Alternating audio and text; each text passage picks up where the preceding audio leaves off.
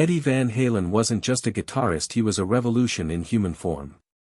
He redefined what a guitar could do and inspired generations with his creativity, precision, and explosive energy. But Eddie also had a fierce, uncompromising personality, especially when it came to protecting his art, his band, and his place in rock history.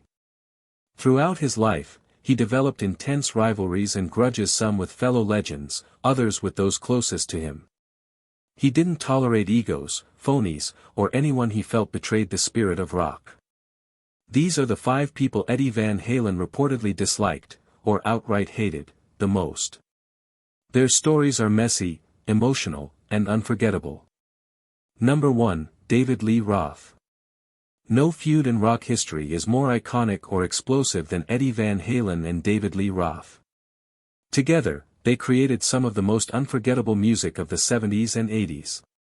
But behind the scenes, their relationship was pure chaos.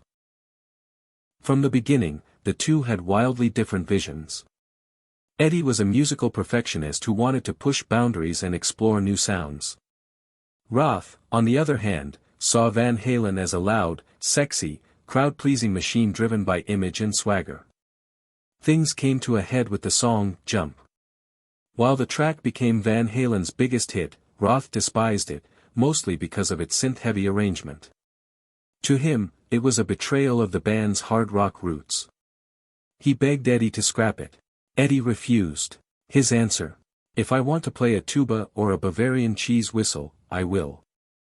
Their creative differences boiled over in 1985, and Roth left the band. Though he claimed it was for solo projects, the truth was clear: they simply couldn't stand each other anymore. Years later, in 1996, they reunited briefly at the MTV Video Music Awards. It was a disaster. Backstage tensions nearly turned physical. Roth thought he was rejoining the band full-time, but Eddie had already chosen Gary Cherone as the next frontman. Roth felt humiliated, used, and betrayed. Eddie saw Roth as arrogant and delusional. Even when they toured together again in the 2000s, their relationship remained cold and distant. Interviews showed them standing far apart, never looking comfortable in each other's presence. Eddie once said, "Roth's perception of himself is different than who he really is." That one sentence summed up years of resentment. When Eddie passed in 2020, Roth posted a cryptic farewell: "What a long great trip it's been. No warmth. No reconciliation. Just the end of a legendary and broken partnership." Number 2, Sammy Hagar. After Roth left, Eddie found a new frontman in Sammy Hagar, and at first, the pairing seemed perfect. They created some of Van Halen's most commercially successful records, like 5150 and OU 812. Hagar's vocals paired beautifully with Eddie's evolving musical style. But success didn't mean harmony. Over time, tensions began to rise. Hagar wanted more freedom, creatively and personally. Eddie, who had grown increasingly protective of the band's direction, didn't like that. Arguments became frequent. Hagar later said Eddie would fight over the tiniest things, just to assert control. Things got worse when Hagar started building his Cabo Wabo empire, the bar, the tequila brand, the lifestyle. Eddie took it personally, as if Hagar was trying to distance himself from the band and build a life that didn't include him. By the time of their 2004 reunion tour, their relationship had completely collapsed. Hagar described the tour as hell. He said Eddie was erratic, angry, and unstable, a far cry from the bandmate he once admired. Fans noticed Eddie's playing suffered, and his appearance raised concerns. Hagar felt Eddie was in no condition to perform and refused to take care of himself or the band. After the tour, the war of words escalated. Eddie accused Hagar of being selfish. Hagar claimed Eddie was spiraling out of control. For years, they didn't speak. Only near the very end of Eddie's life did they reconnect, privately. Hagar later said, "We had love at the end. We had closure." But he also admitted the relationship took a deep emotional toll that never fully healed. Number 3, Randy Rhoads.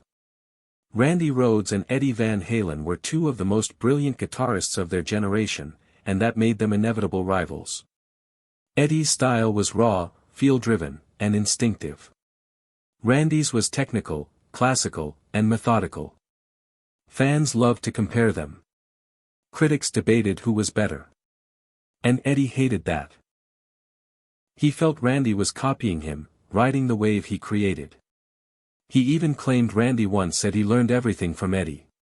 But Ozzy Osbourne, Randy's bandmate, told a different story. Randy didn't admire Eddie at all, and didn't have a nice thing to say about him. Their rivalry escalated backstage one night when the two bands crossed paths. Words were exchanged. Allegedly, things turned physical. David Lee Roth was involved. The entire scene was chaotic. Then, in 1982, tragedy struck. Randy died in a plane crash at just 25 years old. Any chance of resolution between him and Eddie was lost forever. Though Eddie rarely spoke about Randy afterward, many believe he was deeply threatened by Rhoads' fast rise and critical acclaim. What could have been a friendly rivalry turned into a bitter, unresolved chapter in rock history, one defined by ego, jealousy, and silence. Number 4, Michael Anthony. Michael Anthony was there from the beginning, Van Halen's loyal bassist, known for his harmonies and stage presence. But as time passed, Eddie began to see him not as a bandmate, but as a threat. The core issue? Anthony's close friendship with Sammy Hagar. Eddie saw it as disloyal, a sign that Anthony had picked a side. And Eddie never forgot a betrayal. Anthony was slowly pushed out of the band. His contributions were minimized. His name removed from album credits. Eddie publicly insulted his playing. Fans were stunned. Many felt it was one of the coldest moves Eddie ever made. To this day, Michael Anthony remains one of Van Halen's most beloved members, and one of its most unjustly treated. Number 5, Yngwie Malmsteen. By the mid-1980s, Yngwie Malmsteen exploded onto the scene with a style that fused classical music with lightning-fast shred. He was bold, talented, and openly declared himself the best. And that did not sit well with Eddie Van Halen. Unlike other guitarists who gave Malmsteen credit, Eddie simply said he'd never heard of him. Many didn't believe that. Insiders claimed Eddie studied Yngwie's records, privately, but refused to acknowledge him publicly. Yngwie later said, "He acted like I didn't exist." At an award show, Yngwie tried to wave at Eddie across the room. Eddie turned and walked away. No eye contact. No handshake. To Yngwie, it was deliberate. To many in the industry, it was obvious, Eddie felt threatened. He was guarding his throne. It may not have been a screaming match or a fistfight, but the message was loud and clear: there was only room for one king. Eddie Van Halen was a pioneer, not just in how he played guitar, but in how fiercely he protected his art and his legacy. He made enemies. He burned bridges. But he also redefined an entire genre. Behind the solos and stadiums was a man with unshakable convictions, deep insecurities, and a relentless drive to stay on top. These feuds weren't just personal, they were reflections of a man who demanded greatness, feared betrayal, and never stopped fighting for what he believed in.